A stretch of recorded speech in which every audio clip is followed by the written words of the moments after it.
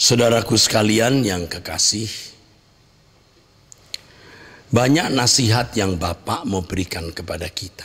Banyak nasihat. Baik untuk hal-hal yang menyangkut persoalan yang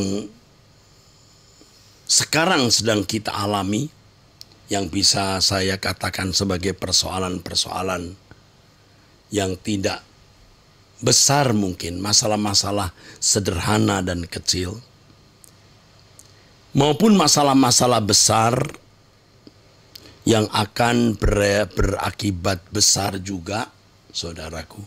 Allah mau menasehati kita senantiasa. Hal itu dimaksudkan agar kita tidak melakukan penyimpangan. Di dalam persoalan kecil, dalam masalah sederhana, Tuhan mau kita tepat.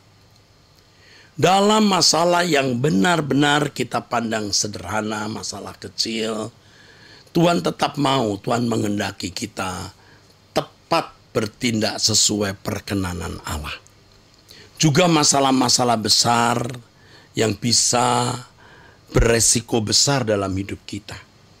Masalah kecil misalnya dalam percakapan-percakapan sederhana dengan tetangga, dengan teman di kantor. Percakapan-percakapan yang biasa.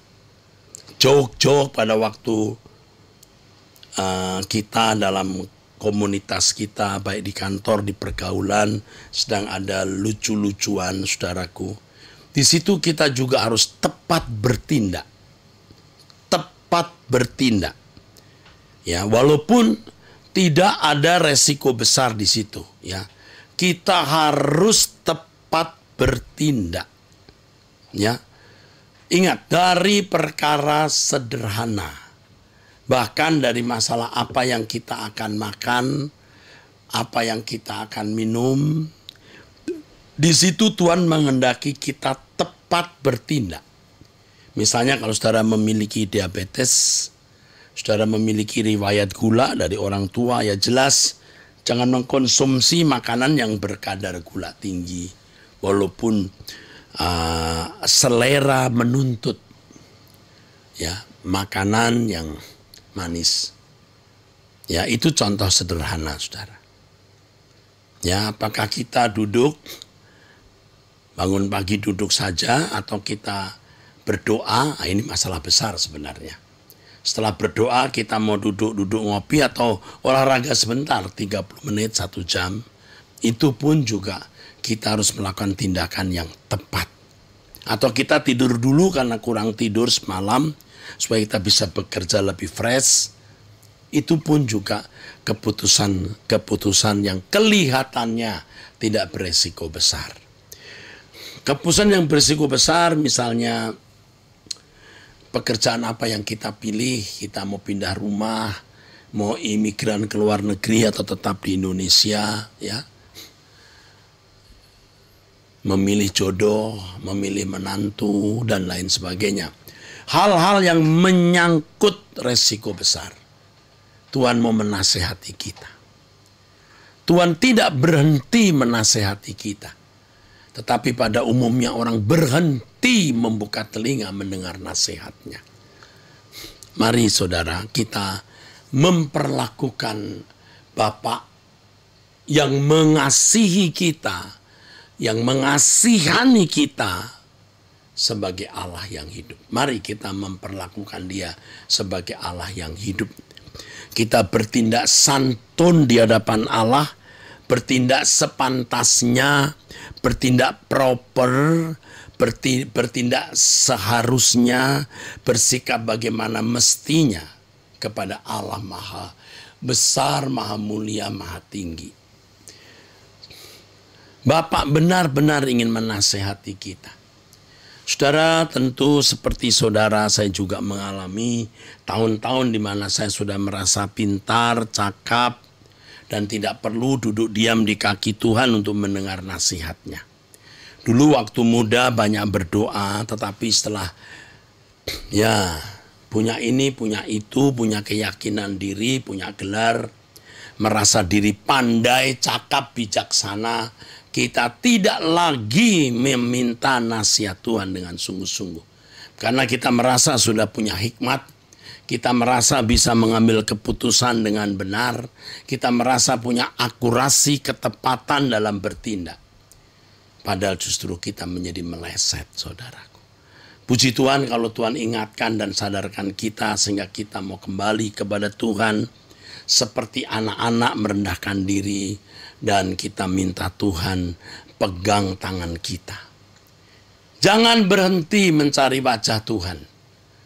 Oh saudara, banyak kerugian bahkan kehancuran dialami oleh orang-orang Kristen, orang-orang percaya. Karena mereka berhenti mencari wajah Tuhan. Mereka tidak membuka telinga mendengar nasihat Tuhan. Padahal Tuhan menasihati kita. Jelas janji Tuhan, aku menyertai kamu senantiasa sampai kepada akhir zaman. Kalau bangsa Israel disertai Tuhan dengan tiang awan, tiang api, mereka terus berjalan sesuai dengan tuntunan Tuhan.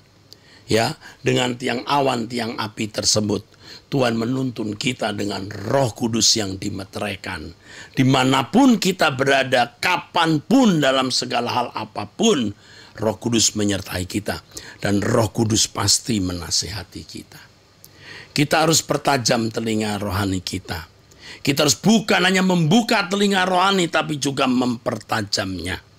Karenanya betapa berharganya bangun pagi berdoa seperti saat ini, saudaraku. Memang tubuh kadang-kadang tidak mau diajak kompromi. Ya. Tubuh tidak mau nurut, maksud saya. Ayo kita berdoa, lalu tubuh berkata, enggak, aku mau tidur. Nah, orang-orang banyak yang mengalah. Saudara, saya seperti saudara juga yang punya keletihan, kelelahan. Dan kadang-kadang tidak bisa bangun, maksudnya tidak bisa tidur dengan mudah, dengan usia seperti ini. Tetapi 4:30 harus bangun. Dan kadang-kadang justru 4:30 ketika saya harus bangun, justru ngantuknya meningkat. Justru saat dimana bisa mengantuk dan mau tidur. Nah tadinya jam 3, jam 3:30 atau jam 2 tidak mau tidur. Mata tidak mau tertutup. 4:30 justru malah mengantuk dan rasanya sudah mau tidur saja. Tetapi kita tidak mau membiarkan tubuh kita menguasai kita. Kita tidak mau membiarkan daging kita mengontrol kita. Biar roh yang mengontrol kita. Kita harus memberi diri dikontrol oleh Allah. Kita bangun, kita menyembah, kita berdoa. Pasti Tuhan berbicara. Saudara, kalau dalam perjalanan hidup sehari-hari, saudara harus betul-betul sediakan waktu bertemu dengan Tuhan. Oh, itu indah sekali. Tak ternilai, saudaraku. Perjumpaan dengan Tuhan lebih dari perjumpaan dengan pejabat tinggi manapun. Lebih dari perjumpaan dengan orang-orang hebat siapapun di dunia ini. Haleluya. Jadi sediakan waktu untuk itu. Dan dengarlah nasihat Tuhan. Ada orang yang bingung ketika harus mengambil keputusan. Tanya sana, tanya sini. Ya, cari konselor. Tidak salah punya konselor. Tetapi Allah itu konselor kita. Dia penasehat kita. Dan dia mau berbicara dan tentu nasihatnya sempurna, saudara. Karenanya, saudaraku, kita mencari Tuhan. Yakin Tuhan akan berbicara. Yakin Tuhan menasehati. Ya, buka hatimu. Buka telinga rohanimu. Sediakan waktu bertemu dengan dia. Puji Tuhan. Inilah pesan Tuhan bagi kita pada kesempatan ini. Dan saya ingatkan nanti sore, ini hari Selasa tanggal 16 Agustus 2022. Ini puasa kita yang kedua. Nanti suara kebenaran. Wow, Tuhan akan melawat kita dengan kebenaran. Usahakan untuk bisa hadir di lantai 5 Mall Arta Gading. Ya, bisa lewat online. Truth ID bagi yang tidak bisa hadir, yang ada di luar kota atau di luar negeri. Tapi selama kita masih bisa hadir, hadirlah. Beda, saudaraku. Orang yang sungguh-sungguh mempedulikan Tuhan dan yang tidak. Dan saya ingatkan besok tanggal 17 ya, hari kemerdekaan ya. Jam 5 sore doa kita mulai ada di Mall Kelapa Gading jam 5 sore besok ya. Mari angkat tanganmu. Diberkatilah saudara, pasti diberkati saudara oleh Elohim Yahweh dalam nama Tuhan Yesus Kristus. Amin. Sampai jumpa saudaraku, Tuhan memberkati saudara sekalian.